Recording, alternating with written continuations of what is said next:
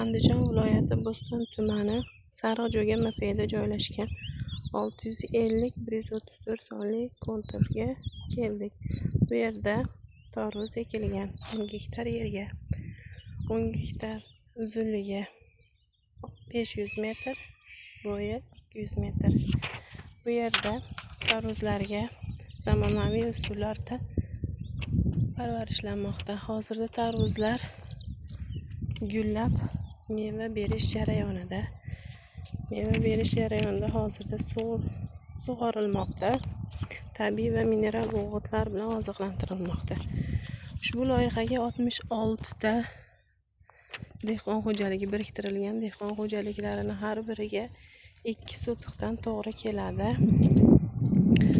Samarali amalga oshirish uchun lider tadbirkor biriktirilgan. Lider tadbirkorimiz imkon sari 90 MCH ishlab chiqarish kooperatsiyasi biriktirilgan.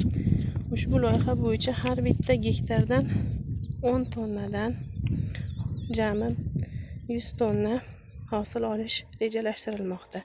Mazkur ekin yig'ishtirilib olingandan so'ng ikkinchi ekin ham yuqori daromadli ekin turi ekish orqali yer egasini daromadorligini yanada oshirish